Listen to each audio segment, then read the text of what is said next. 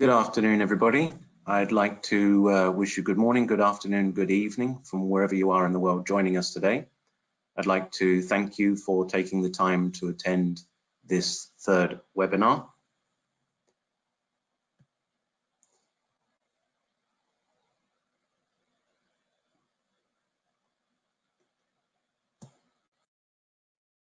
Today's session is the third, as I said, in our series of 3 webinars.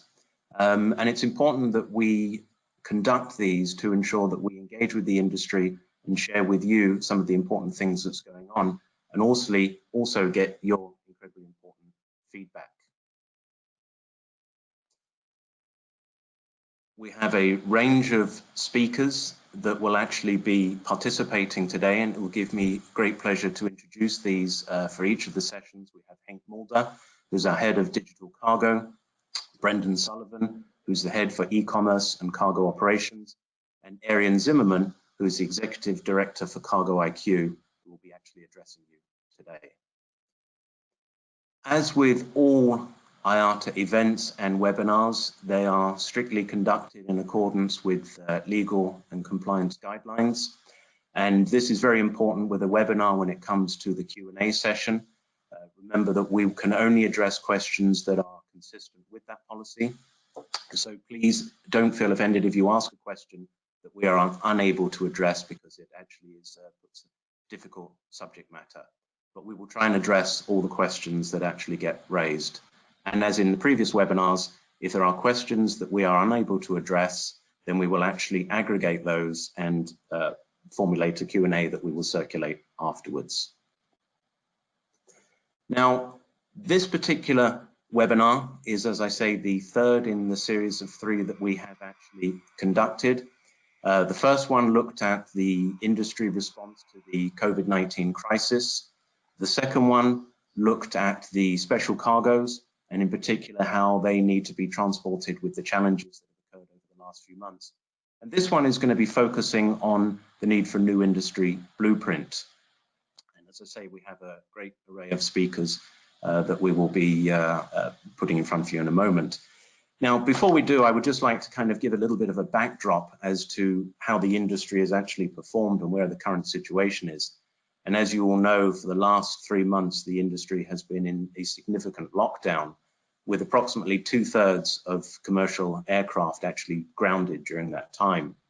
Meanwhile, air cargo demand, particularly moving PPE and pharmaceuticals, has been on the rise.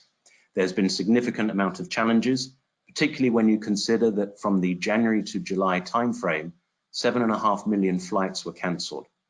So we saw the industry respond very innovatively and very creatively by mobilizing about 1,800 passenger aircraft for cargo-only operations. And our previous webinars have actually tackled and addressed some of the issues that needed to be looked at and overcome in order for that fleet to operate effectively. The industry still continues to be struggling from financial downturn. In fact, the industry in total are in forecast this year to have a revenue reduction of about $434 billion, and has projected a industry loss of about $84 billion, which equates to $230 million loss every single day. So it's critical that the industry focuses on effective restart, and more importantly, looking forward to see what needs to be changed and what lessons we have learned from the last few months to ensure the industry can build in resilience should this type of crisis occur again. So with that, I actually would now like to introduce our first speaker, who is Henk Mulder. As I mentioned, he's the head of digital cargo, and Henk is going to talk about transformative digitalization. So Henk, over to you. Thank you very much, Glyn, and welcome to this webinar. Indeed, transformative digitalization, I think, is what we're all engaged in. And if you go to the next slide, Glyn, then I will perhaps discuss some of the a statement of really where we are, what we have seen. Could you go to the next slide, Glyn? Thank you. So I'd like to make the following observations first. The first one is really how amazing it has been that we've all been managing to switch our activities from our offices to our homes in many cases. And I suspect that most of you are actually taking this from home, which is an indication of how we're working. The ability to do that is extraordinary. A decade ago, this would not have been possible, but now we've managed to shift our workplace from the office to home with very little disruption, which is a really good sign. So that's very positive. On the other hand, we've also seen still a huge reliance on the physical presence of documents in our operations. Airlines all have these documentation offices where they have 10, 20, maybe 50 or 100 people sitting there receiving documents from the truckers, from the truck drivers, checking them, making annotations, digitalizing them, keying stuff in. And this requires people in an office, which really at the time, not what we want. So this is something that perhaps wasn't so good during the COVID-19 crisis. The third one that is really impressive is the speed at which this industry has adapted to the changes. We've all seen, of course, the transformation of the passenger cabins into a freight space. That required a lot of changes, not just physically, but also the legal side of it and the compliance side. So very impressive the pace at which that happened. Okay, so it's a resilient industry, which is really good. But we're also seeing a huge impact of what's happening around with our passenger colleagues in particular, with flights being grounded and an awful lot of people being made redundant. And this is spilling over into cargo as well. And we're seeing a loss of expert resources, which is a problem that we need to address. And I'll come back to that a little bit later. You go to the next slide, please, Glenn. So what are the challenges? What's the state of our industry currently, a digital state of the industry? The first one is that in addition to paper being something we've tried to get rid of for many years, for decades really, it's now also a biosafety hazard. People don't want to touch paper. People shouldn't have to touch paper. So this is a problem. And we've seen cases where freight gets stuck at borders because the customs agents are refusing to touch the paper and telling their freight colleagues to do this digitally and electronically. So we need to deal with this. It's a challenge. The second challenge that we're up against is the fact that virtually all of the documentation we're talking about is document focused. Now that sounds strange, right? When we had paper, that's obvious, the documents, but even electronically, we're all using documents, electronic documents. Problem with that is that the information that we need is embedded in the documents. And even if it's completely digitalized with XML formats, you name it, we still see a lot of duplication between the same or different documents for the same shipment. And there's discrepancies. The focus has to shift from documents to data. And I'll come back to that as well. And the last one is the resistance to change. We've been trying to get rid of paper for decades, and we're still struggling to do it. This has caused a huge lack in digitalization, where perhaps other industries, and I'm thinking of banking, for example, that have done this stuff 10, 20 years ago, and we're still struggling. The resistance to change very often is for good reasons, but the reason isn't good enough. Okay, so we have to overcome that. But there are also some great stuff that's been going on. For example, the technological infrastructure that we have is amazing. The access to cloud computing, to IoT technologies, to mobile technologies, to blockchain, to everything you'd want is there. And it's there at a global scale. So the actual technology park is ready for us. If we were to digitalize, we don't have to worry about the infrastructure. It's all there. The other really good thing is that we have been focusing on digitalization and new data standards through, for example, the One Record standard, which is really designed for tomorrow. It's designed for data sharing, it's designed for automation, it's designed for intelligence, etc. So it's there, it's being tested. So in that sense, we can just get up and go and do what we have to do. So great opportunities. We'll go to the next slide, Glenn. So what are the new requirements? The first and number one requirement is resource efficiency. All of our companies are resource constrained right now. We have real issues in making ends meet. And so the thing to do when it comes to digitalization is to retire anything that has to do with manual data operations. The creations of paper documents or even entering document information into systems, the treatment of that all has to be automated. We have to remove the manual intervention of human beings. It's not a good thing at the moment. We need to find that efficiency. The second thing we have to do, and I already alluded to it, we have to move to data. Leave the documents behind and move to data. It's the only way we can automate. It's the only way we can draw intelligence from that data in order to make decisions automatically and make everything more efficient, which is what it's all about. Of course, No point having data if you can't access it. So if data is locked into your systems and not accessible by the right people, then it's pointless. So we have to work on data access through common APIs, through API access, blockchains, whatever it is that technology is out there, must make it accessible in order to get transparency and visibility for decision making along the supply chain. The fourth point is digital agility. If we've seen anything in the last few months, is the need for us to adapt to new realities. That will not change. I think we're going to go through significant changes for the time to come. And so our systems have to be designed like that. We have to avoid vendor lock-in, but we also have to avoid standards lock-in. We have to avoid locking ourselves into supply chains that are fixed and set up in such a way. So we have to design for that. It's a different approach. It's a different concept. The fifth point is around customer focus. And I'm thinking about two customers specifically. Firstly is the e-commerce customer, which is not just people like you and me that are buying cartridges, but it's also people like companies that are actually shifting their supply chains to a much more e-commerce environment. The second one is the multimodal customer. Who's that? It's the forwarder. Forwarders have to deal with all the modes. One of their challenges is that they have to deal with digitalization in all modes. So the more we can work together with other modes, the easier it becomes for our customer to do their job, makes it easier for us. So we have to work together on that one. And the last one is the national authorities. They've always been important. Many digitalization projects have to go through customs and other authority systems for it to work.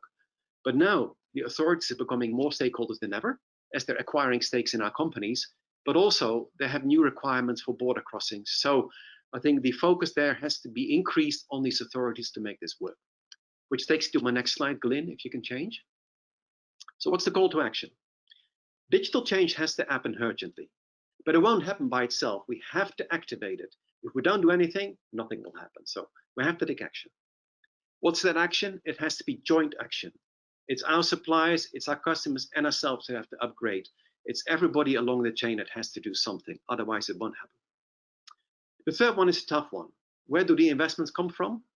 It has to go at the expense of manual processes. There is no other way. Now, that's a tough one. How do you do that?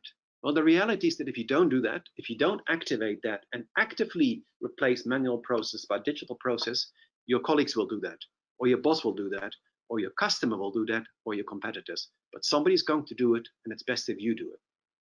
The last one is a hard one too, is that we are losing business expertise as people are leaving the industry for economic reasons. We have to safeguard those skills. So on one hand, let's make sure that we safeguard those skills and automate them before this has happened. And secondly, this will actually create new opportunities in the automation of our supply chain. And with that, Glyn, one last point perhaps. Digitalization is an industry mandate. We've always known it, but now it's also a platform for survival and for sustainability. Glyn, back to you. Great, thank you very much, Henk. And that was a lot of information there, and we've already started to see some questions coming through. Now, as in the previous webinars that we've done, we actually will hold a Q&A session at the end, so I encourage everybody, as they have a question, please use the question box to send those through. Now, as in previous webinars, we'd also like to hold a poll. It's very important for us to get the feedback through the polls and the questionnaire that we'll launch at the end of the webinar series. So with that, I'd actually like now to activate the poll. And this is very much about your particular corporate view on digitalization projects. You can see we would ask you please to just go through the various 5 options and just select one which you feel is most relevant to your organization. And we will just keep this open just for a few minutes. We've already seen quite a few people starting to place their votes in there. So as I mentioned before, it's actually a very important aspect for how we try and feed all of the feedback that we get from any of the outreach initiatives that we engage in to help our programs going forward. So we'll just leave that open just for a few more minutes. Few more seconds, I should say.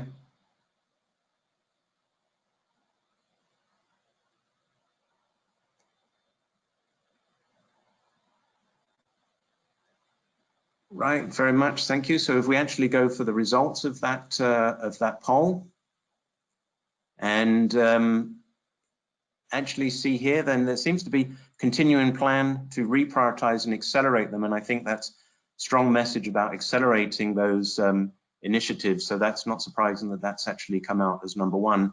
But also we see deferred, not clear what will happen next. That's interesting. And I think that's quite true of quite a bit of this industry, is seeing how that reacts. So thank you all very much for your feedback there.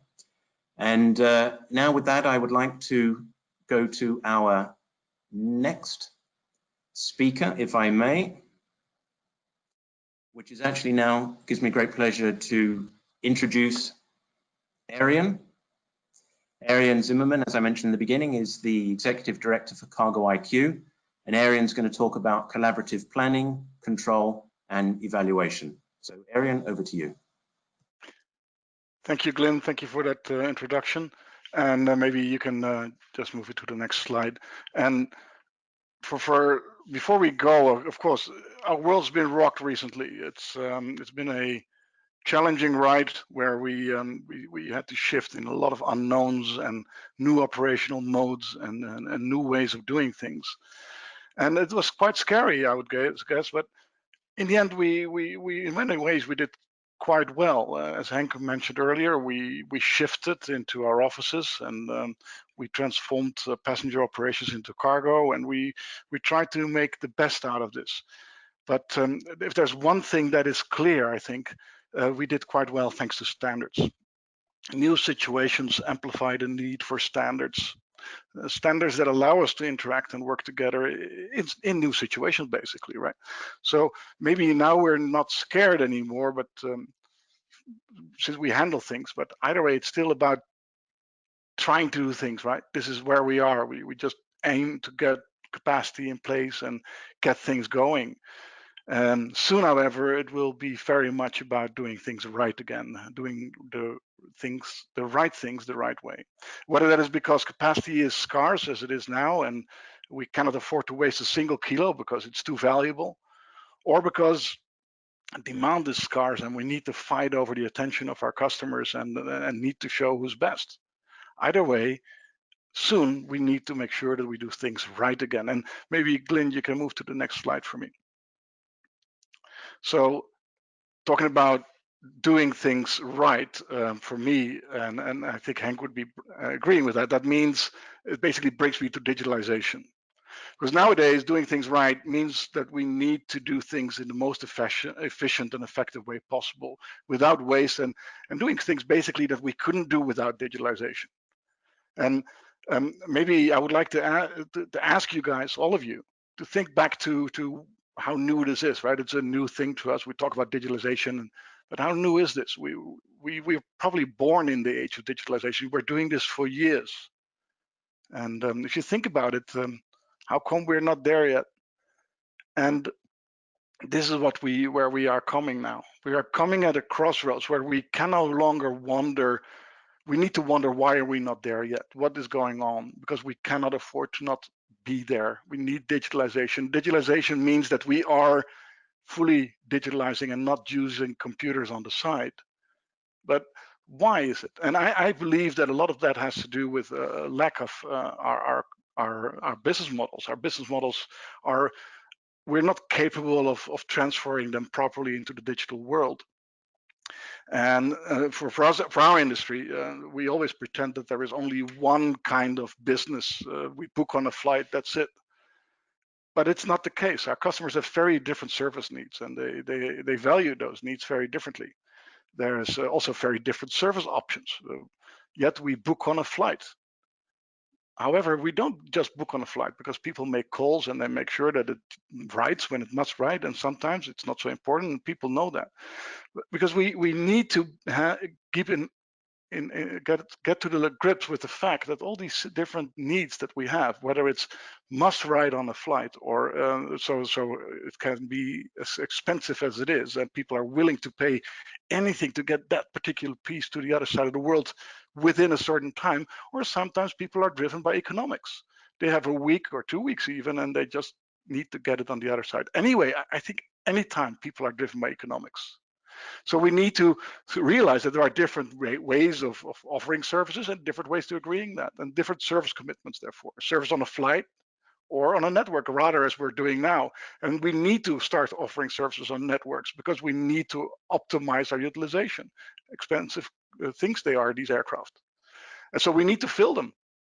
And when we operate networks instead of flights, we need to come to clear service windows, which may still be a flight, but could quite often be 24 hours, 48 hours. And it's not just anymore about moving shipments, it's also about taking care of them properly. And we were talking about that in CERV and other programs, and ensuring that the proper care is given to shipments. But we need to be able to address it properly so that we can also take that into our distribution models. Air cargo is a diversified service model. There is not just one single way. It's not as simple as we always think it is, just booking it on a flight. We need to find ways to do all these things around it. And we need to find ways to digitalize these differences properly so we can plan, control, and evaluate shipments according to the different service commitments that come with that. For that, we need flexible digitalization that actually mirrors the true business model. And maybe, Glenn, you can take me to the next slide. Because it also means that we need to create models that are flexible and that grow with the needs of our industry as they develop.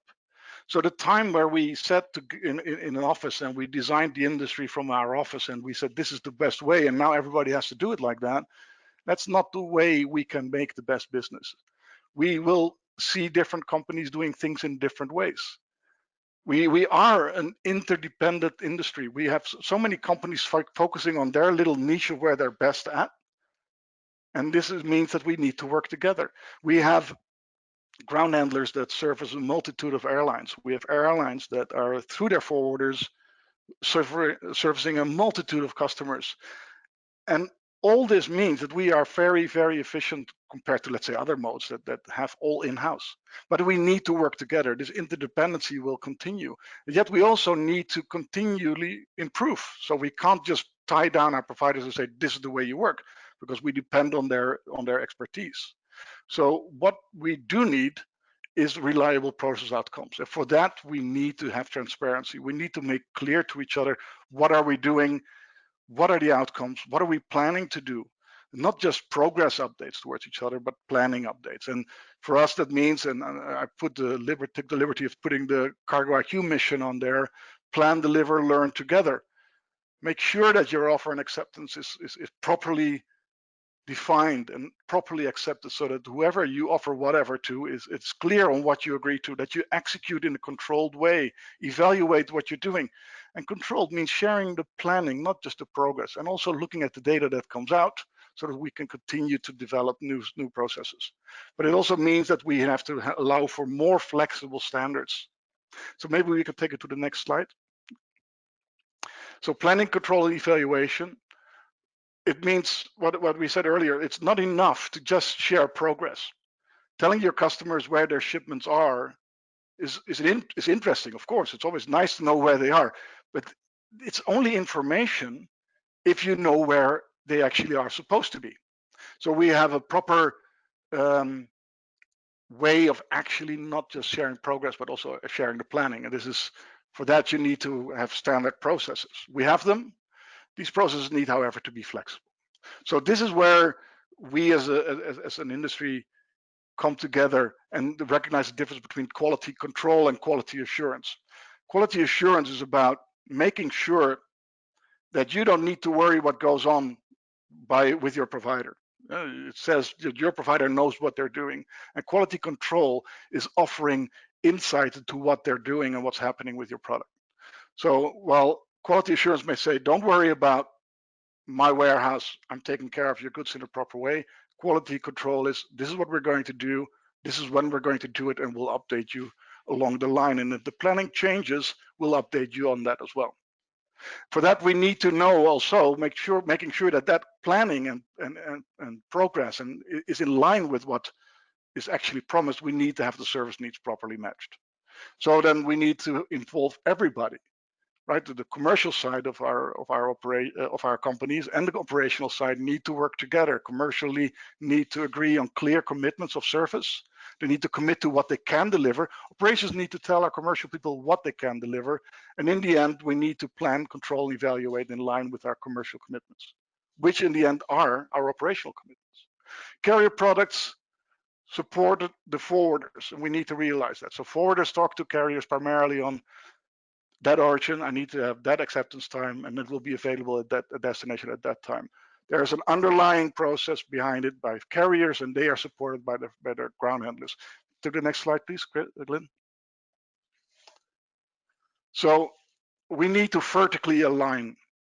We need to make sure that the planning transparency goes all the way. So the alignment there needs to come from the ground handler all the way up to the customer. For that, we need to work together. And we are at a great opportunity, because I think that the realization that we need standards on how to transform passenger aircraft into cargo aircraft also goes in this way. The realization that we need to digitalize, we need to do digitalization in sharing operational progress, sharing planning, but also in agreeing in a proper way to service commitments. We need service parameters, and we need to get them quickly so that Henk and his team can support the industry in their commercial, in their modern distribution, using the latest stand in digitalization and the technology behind data exchange.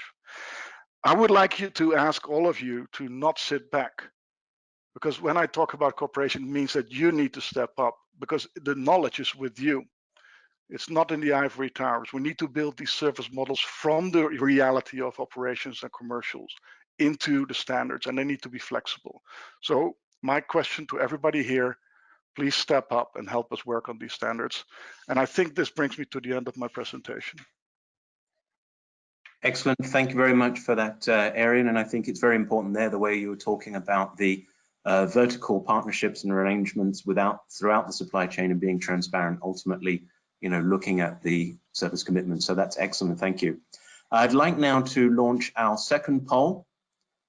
So with that, we'll hand it over to the poll initiator. This second poll is about quality management systems. So we would like to ask you, how do you manage quality during this particular critical time frame? 4 answers or 4 responses here. The first one is we have no quality management system and have no plans to introduce.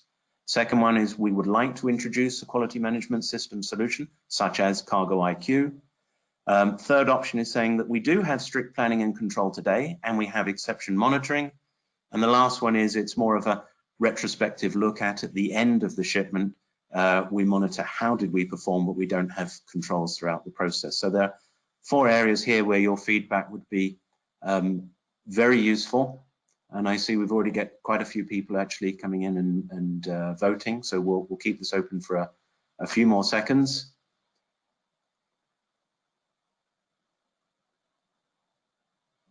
So maybe just another 5 or 6 seconds just to allow the last few people.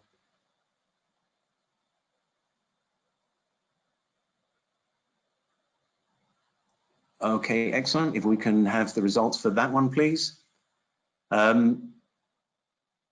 There was looks like from the numbers that I'm seeing, yes, there's a very clear winner again here in terms of strict planning and control with exception monitoring. I think that's excellent. That's exactly where Arian has been speaking about, which is important. I think it's also, there's 28% that do have some sort of post-event management system or performance monitoring system.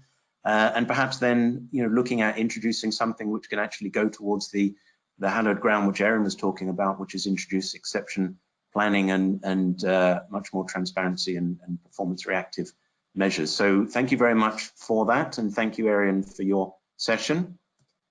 I'd now like to introduce our third speaker.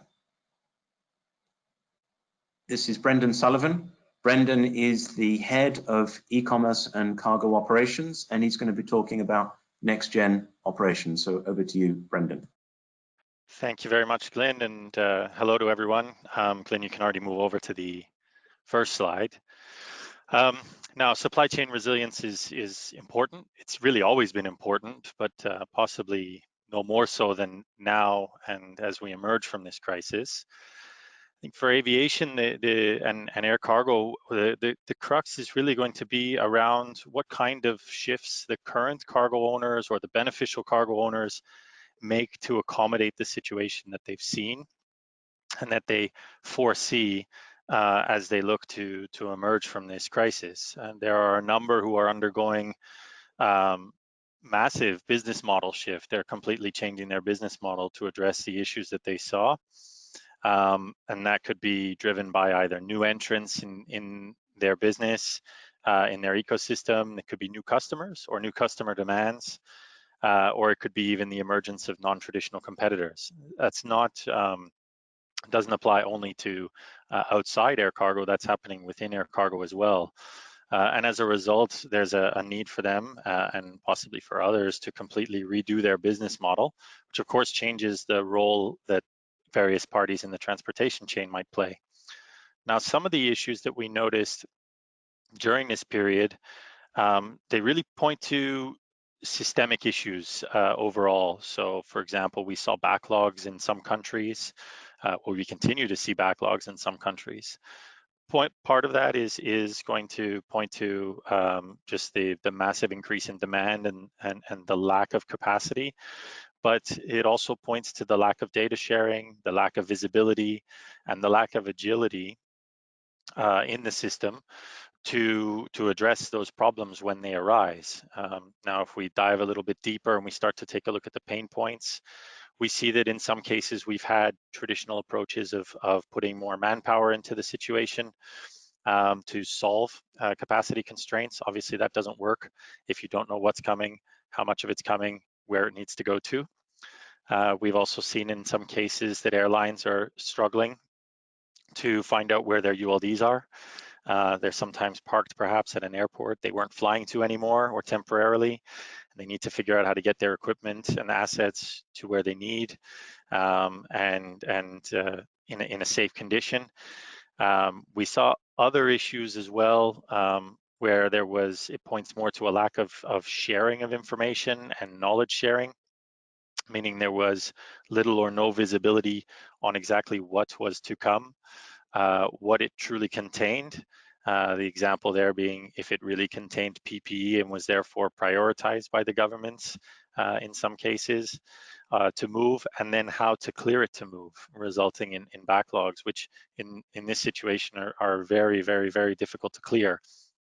Now, we see that the advanced supply chain parties, so that's not just airlines and ground handlers, it's the rest of the supply chain, continues on with their efficiency projects. We saw in the poll results a number of you are continuing on. In fact, many are quickening the pace of implementation, and that's true elsewhere.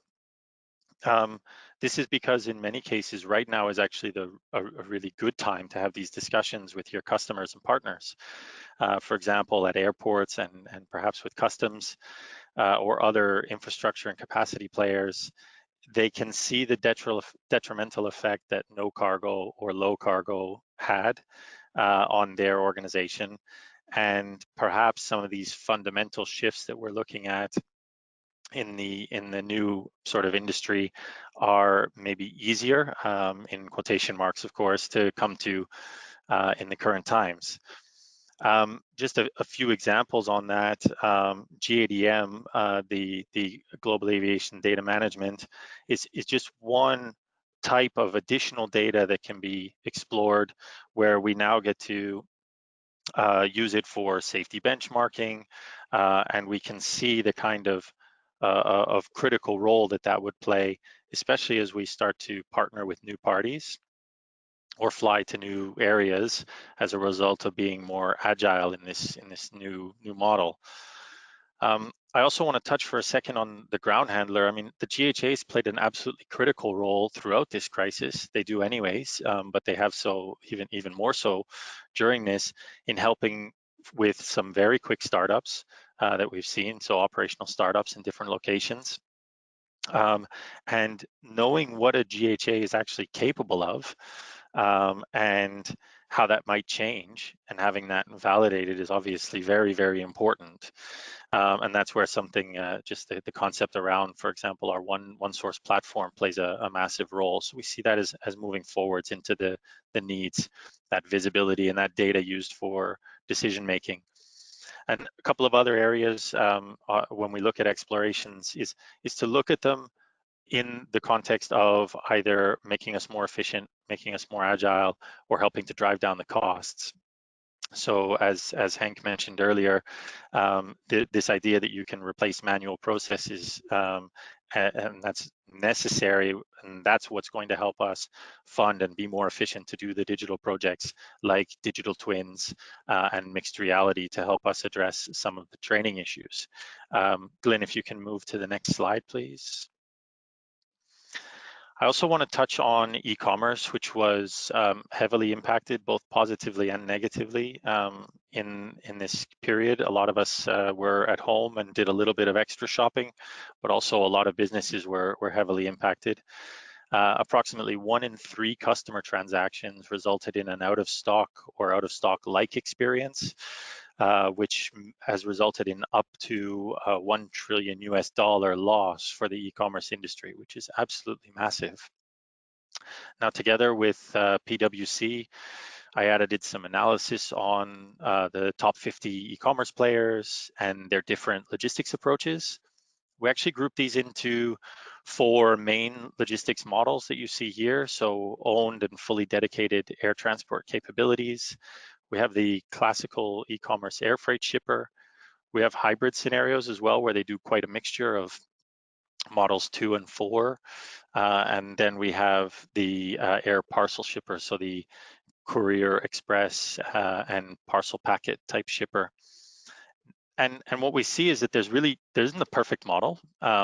There's models that fit for different parties, but there are pain points across all of them, which will need to be solved. I think that's how we address the consumer confidence to come back and shop. I think that's how the e-commerce player is going to address them as well, which means that air cargo will need to adapt to either fix the pain point, fill the gap, or develop a new strategy to either have a new business model or a heavily modified one. A few examples of the pain points that we see, especially around models 2, 3, and 4, is the lack of visibility. So once it enters another party, we lose visibility on what's happening. And that can cause not necessarily an out of stock experience, but an out of stock like experience where no one actually knows where it is. It could be at the distribution center, but we're not sure. It could be in air cargo's hands, but no one shared it with everybody. We've got huge delay risks and third-party dependencies.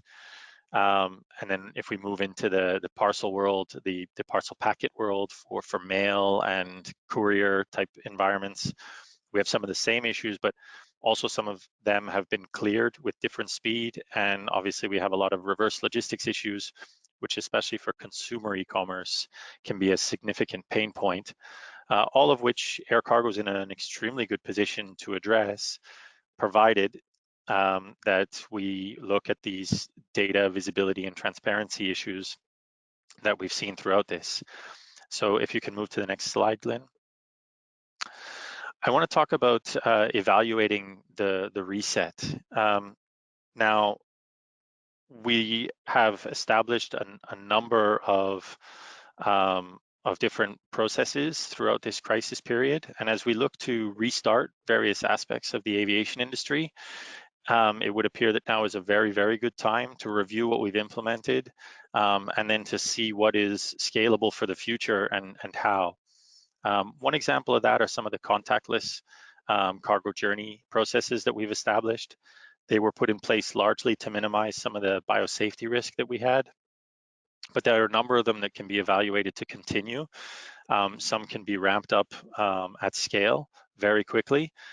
But however, some of them may need new standards, they may need new technology to go to scale, or they may need completely different approaches to what was put in place when we had slightly reduced either volume of customers, individual customers, or just volume of goods that are moving through. Another similar example of that, where we have to analyze how quickly we're going to increase the volume, is electrification. If we're using electrical vehicles inside the warehouse with lowish or medium demand, some areas that might make complete sense. But as we start to increase, is the building or the availability of that equipment ready to keep up with that demand, even though we actually don't know quite what that increase looks like. Another one would be, if you attended our second webinar, you might have heard David Brennan talk about the idea behind ongoing validation of competencies as one way to help mitigate some of the concerns of the regulators when they provide relaxation for training standards or training recurrency. And so surely this is actually a good thing anyways, and over 90% of the people in that webinar responded with moving towards newer digital or mixed environment trainings where they're able to get their people upskilled quicker, back on track quicker, or verify that they continue to be competent right away on the job without having to take them out of the operation, which is obviously, I think, an aspect that needs to feature quite clearly in the emerging blueprint. If you can move to the next slide, please, Glenn. On the sustainability front, this is a discussion that has, well, it hasn't gone away at all, and it increases quite significantly. People around the world are talking about sustainability, amongst other very important topics at the moment. Our 3 Ps, people, planet, and prosperity. It was mentioned a couple of times, but there has been expertise that's left the industry right now, either as a result of the economic situation of the industry or the individual companies. It's quite a challenge. It highlights the need to focus on cargo expertise to attract, develop, and retain a diverse and inclusive talent pool. It's essentially that expertise, that broad range of experience and inclusive spirit that's really going to help generate the best new ideas for how to solve some of these challenges that we've come across and what challenges remain ahead of us. On the planet side, I think there are a lot of different aspects to look at on the planet side. But I feel that many of them need to start with a total impact analysis. There's often little or no point in recommending a move away from something when there's either no viable alternative or the alternative is equally detrimental. So in those cases, we would then want to put the effort into stimulating research and innovation to find a suitable replacement. And so we really only figure that out if we've done total impact analysis. And I think that's really the starting point. You see here a list of some of the topics that we see as needing additional efforts, sometimes locally, sometimes globally.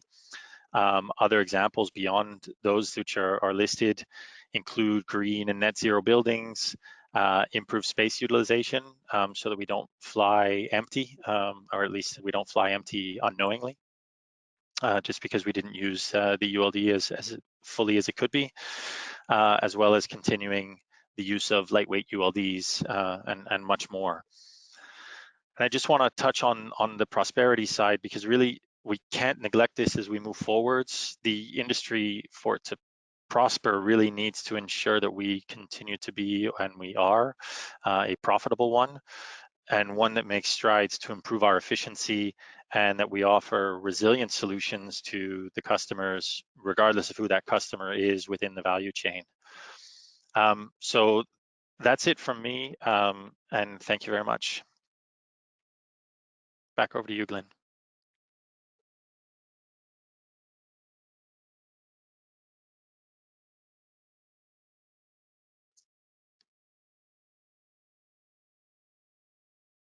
I don't hear you at the moment, Glenn. Are you on mute? Do you hear me now? Perhaps. Can hear you perfectly. Thank you. Perfect. Thank you. Yeah, I was just asking to activate the third poll, which hopefully should be coming on screen momentarily, if the technology works. Great. There is the third poll. So we're actually asking you here, please, about your organizational focus in terms of, in the short term, where will they actually be on? We've got 5 options here. First of all, we're asking, are you looking at data projects to create operational transparency? Are you focusing on operational process efficiency? Are you looking at reducing your current risk profile? Are you looking at increasing your automation? Or are you basically just trying to struggle through the current time frame and have no additional plans currently? So I see people already starting to come through with their responses. We get quite a number of people have actually responded already. And once again, I appreciate all your time you take to give us this feedback, because it does help us when we look at our various programs. And again, keep the questions coming in. I've seen there's an awful large number of questions coming through, which is great.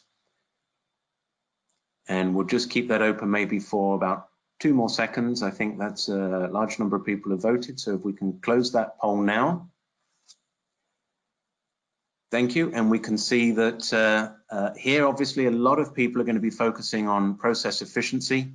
Again, quite a substantial percentage here, and looking at increased automation, which again tries to achieve the same aim.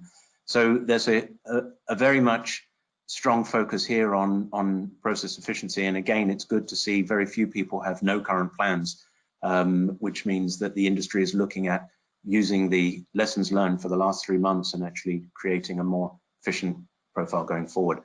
Great, so thank you very much for that, for 3 speakers. We'd now like to go into the Q&A session. I think we should actually have now everybody back on screen. I'm not going to go back on screen because we have to respond to technology challenges, and apparently I have no face for webcams because it interferes with my voice. So I will just stay quiet in the background. And we've had a lot of questions. So gentlemen, because we've got probably about 15 minutes, I'd like to get through as many of these as we can. So if we could try and keep the answers relatively brief. For those that we don't get through, we will publish a Q&A, as we will also publish the slides after the webinar. Henk, I'd like to start with you, if I may. We've got questions about the speed of digitalization. And can we, and what are we planning to do to try and accelerate that as an industry? You said it's an industry mandate. You've all articulated the need and how imperative it is. So what are we doing collectively to accelerate that? I'm tempted to say that I wish I had the answer 10 years ago, because we would have done it. I think the acceleration has to come from the urgency. We know what we have to do. I think every company that's involved in digitalization knows exactly what they have to do. They know exactly the processes where they're falling behind, the paper processes, the inefficiencies in some of the operations. I don't think there's any miracle there. The question is, are you willing to actually take action? The acceleration can only come from there. And this has been a reality for the last 10 years. Like I say, we could have done it a long time ago. So the only answer I have is that there's an urgency, and I think we're all aware of that. So take action. That's the only acceleration that will happen. As an industry, there's not much we can do. I can't tell you, hey, you have to do this now, and then enforce you to do it. It has to come from you. So take action. I think it was my colleague said the same thing. You're going to have to now take action. Excellent. Thank you very much for that, Henk. Now, Arian, we've also had a number of questions with regards to vertical integration, and how can we use technology, and how can something like a Cargo IQ solution, which we talked about, offsets and other process milestones, how can we use that to also accelerate the quality in the supply chain? What can we do as an industry to, again, move that on faster? Those are a lot of questions. There's a challenge with a lot of these things. That the challenge lies in that nobody's the boss of the industry. Neither Henk nor Brandon nor me, not even you, Glyn. We don't control anything.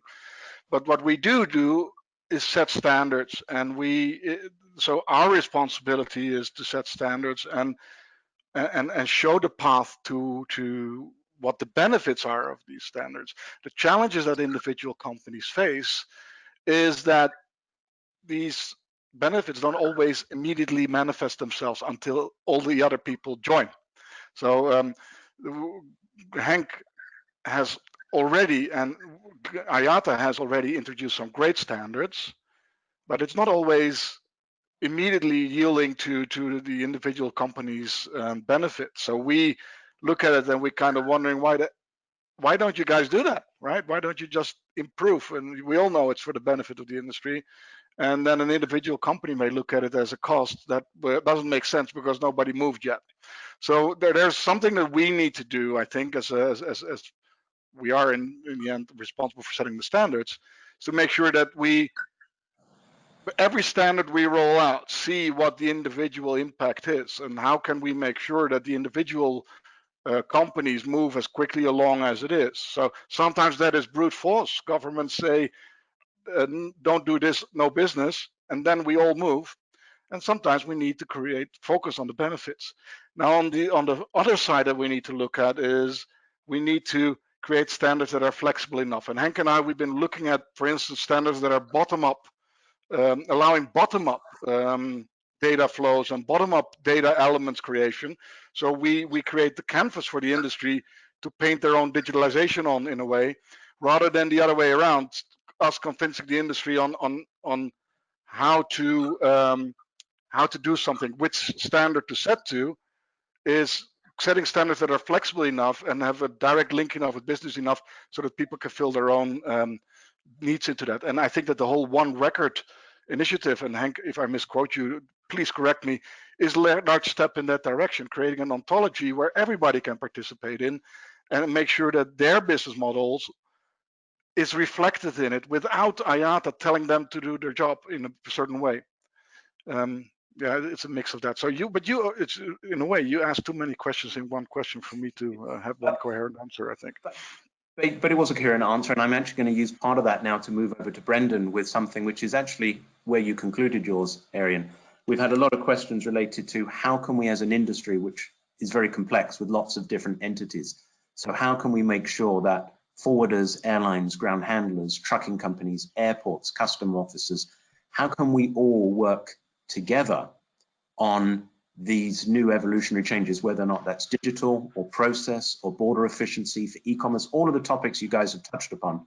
What can we do as an industry to ensure we all walk forward together?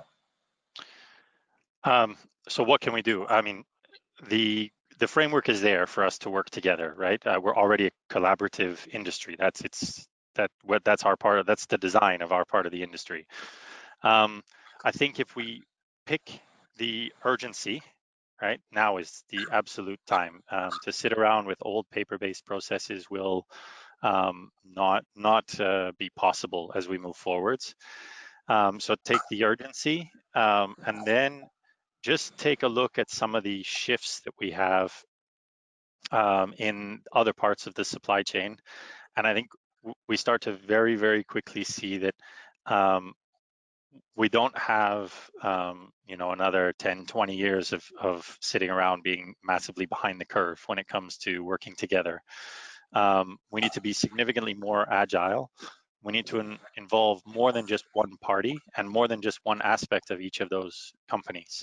So not just frontline operations talking to each other, but really how do we use data integrated into the operation to provide the transparency that we were talking about? How do we also take that one goal, which is data integration into the operation, and provide multiple scaled benefits? So one example of that would be is how do we layer benefits on top of each other? So devices, we want to talk about interactive cargo and putting devices on cargo. How can I use that data inside my warehouse as well as for its cargo transportation journey? These things start to become increasingly important, but they also give everybody benefits across the board by attempting to solve that one pain point. And I think there's probably enough of those that as an industry we can take the urgency, work together, because we do already do that, and really just run with that concept and that model, and create. It doesn't necessarily have to be standards in each case. It could be a baseline framework standard kind of thing, and then we layer on top of that what each individual party actually requires, as essentially was talked about by Arian and Henk. Thank you. Okay, great, thanks for that. Now we've had a lot of questions. I'm going to take a couple of these and merge them together. We've had questions on investment, whether or not it's linked to government financial support or within the carriers. We've also had a lot of questions on about evolving supply chain. So I'm going to address those with regards to one aspect, which is the profile of air cargo within the airline, within the industry, has increased significantly since the beginning of the COVID-19 crisis. So I think going forward, airlines from a collective perspective should be more prone to investing. They've seen the value air cargo has derived. A lot of very positive comments I've received from heads of cargo about, even during these financially challenging time, about the positive comments about investments going forward. And the industry, all three of the speakers have talked about the agility. And I think as supply chains evolve to different parts of the world, that agility and flexibility will need to become even more prevalent. So gentlemen, I just have one last question for each of you, and time is getting close to our end. So Henk, we've had a question about blockchain. You didn't mention it specifically. Is there a role in the cargo business? So blockchain as an industry have been exploring for the last 3 years, maybe even 4 in some cases. And we've learned many things you cannot do with that. I think it is a far more mature technology now, and people have found some good use cases. Things like tracking of origin, tracking of certain information that needs to be guaranteed. But I think in terms of, if I put it in the context of the COVID-19 crisis, what I would urge people that are working on blockchain projects is that the solution itself doesn't do very much. It's just a very smart database that guarantees trust and stuff like that, which is great. But what you have there is a project. You have been working on projects where you're solving certain problems, and the blockchain doesn't solve all the problems. You have the resources, you have the people, you have the use case, you've done all of that work. I think you need to build on that, continue to build on that. As a technology itself, it has its place for sure. We're using it in various environments, but I think the opportunity now is take that momentum you've built around blockchain and push that into operational situations, into practical situations for automation and otherwise. So whoever is working on blockchain, I think it's a good time to accelerate because the use cases are there. So absolutely, there's a good role for it. Thank Excellent. Thank you for that, Henk. Now, Arian, I've got a question for you. It's about confidence in the in a disrupted ecosystem of business. What you've talked about is a lot of that is about focusing on quality and delivering as promised. Do you see that the quality management solutions that you've been talking about will help create that confidence in the supply chain so that things like the perishables and the special cargoes will stay with cargo and grow into the future?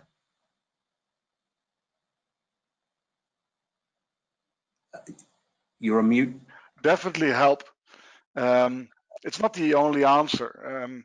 I think that we as an industry, we move things, and sometimes we see a shift in the kind of things we move around. We will see other technologies make other modes capable of, to a certain extent, do what we do, sometimes more efficient, and people will choose our mode over another mode. But the essence for any kind of trust is predictability. And predictability comes from being able to observe how things are going. A dog that always bites is far more reliable than the dog that bites every now and then. And I think that for us, it means that we need to have reliable process outcomes. They don't need to per se be the best. Some people take 2 days, some people take 3 days for a certain movement. But if we promise 1 day, that 1 day should be done always. That is where planning, control, and proper evaluation comes from. Because a lot of the lack of trust is costing us enormous amount of money. We see people shipping goods 3-4 days ahead before they need them because they fear if they wait for the last moment, it won't arrive on time. And they buy high products, high flight specific products to do that, and then they leave their shipments at destination airport for 2-3 days in storage. And this is something we seriously see in our business. We see average windows of movement for 5 days, and shipments wait for 3 days after having a flight specific solution bought flying to a certain destination. And that comes from a lack of reliability. If you're willing to pay for this high speed movement, then you could also order it to just arrive in time and not waste all the precious warehouse space that is very precious and expensive at the destination airport. Great, thank you very much. So, and to that, Brendan, I'm going to take the last question addressed to you, because we've had quite a few questions very similar about, in terms of facilities and running out of space, but quite a few about the people and the staff, because of course there's been unfortunately some staff layoffs. We've talked about the loss of staff in the industry during this webinar. How do you feel that the impact of the reduction of staff layoffs will impact the role of the GHA, particularly as we talk about expanding areas of more sensitive cargo and e-commerce and the need for speed, as it were? Thank you. So this is a very sad story that we have in the industry where we've lost people, right? And so it's quite a large number, and it's going to have a significant impact on, I would say, all parties, not just the GHA. The GHA is where we've subcontracted the vast majority of the operation. So as frontline operators, they will be impacted quite heavily. Hopefully, as the cargo comes back, they will be able to bring back many of those individuals. And that's where we talked about ways to validate competency and capabilities of them. And I think the other thing that needs to be looked at is what are these new skills and how do we get people from where they were to where these new skills require. So if we look at data integration into the operations, if we look at automating what we can so that we can still manually handle what needs to be, we need new skills to support those things. I think if we do them rapidly and quickly around sort of a common theme, so around the idea of e-commerce, if that's the business model, around a particular type of cargo or that sort of thing, you can do some of these data integration and automation projects quite rapidly, and we can use them to minimize the impact while we try and get these people back into the industry, and then with the skills that we can help define as quickly as it all comes back, while hopefully minimizing the impact of them to them rather. Anyways, that's it. Okay. Thank you. Thank you very much for that, Brendan. The Q&A session, sorry, we've run out of time for the Q&A, but all the other questions we have captured, and we will, as we did previously, publish answers and responses to those. So please feel free to go onto the website and download those.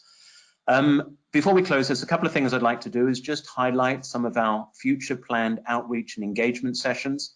We have a series of One Record Insights that'll be held one a week every Tuesday, starting from next week, I believe, specifically looking at the area of One Record.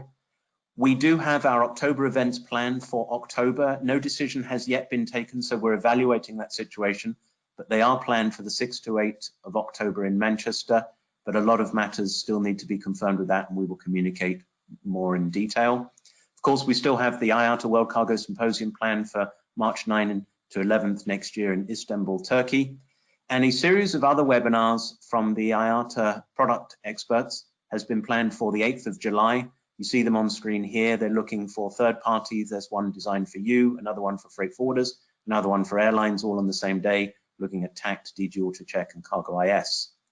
Now, before we close, we would just like to play a quick video. It's a different video from that which we've played in previous webinars. And with that, I'd like to just ask our technical team to commence playing of that video now. The world of air cargo is in constant evolution. In the next 20 years, cargo traffic is estimated to double in volume. In line with the rapid development of e-commerce and digital technologies, the high turnover in workforce, as well as new safety and security threats, air cargo operations are being redefined constantly, which ultimately impacts cargo facilities. As the industry continues to evolve, the cargo facility of the future must be safe, secure, green, connected, smart, and compliant with standards. To make this happen, IATA works with the air cargo industry by introducing programs to spark innovation in cargo operations.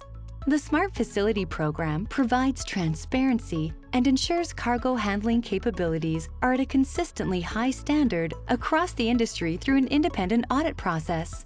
Thanks to the use of augmented reality, tomorrow's workforce will be more efficient and productive while offering better customer service.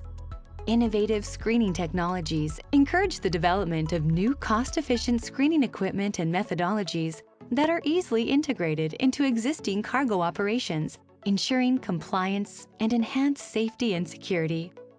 Interactive cargo, coupled with smart ULDs, makes it easy to track, monitor, and interact with each shipment, while Fast Cargo speeds up on-the-ground processes.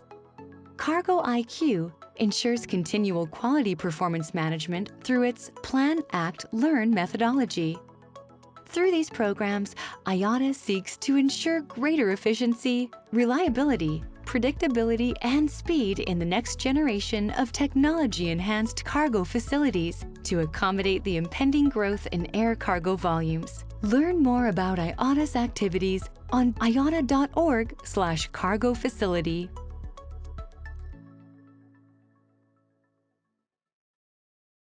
Thank you. With that, I just have one final action, which is to thank Arian, Henk, and Brendan for their great insights today. And most of all, I'd like to thank all of the participants who logged on and shared your time with us. Thank you for your questions. Thank you for your feedback. Thank you for participation in the polls. As I say, we will take all the questions we didn't have an opportunity to address, and we'll provide an aggregate Q&A. So with that, I wish you all a safe afternoon, evening, or morning, wherever you are in the world, and thank you for your support. And I wish you all the best. Bye-bye.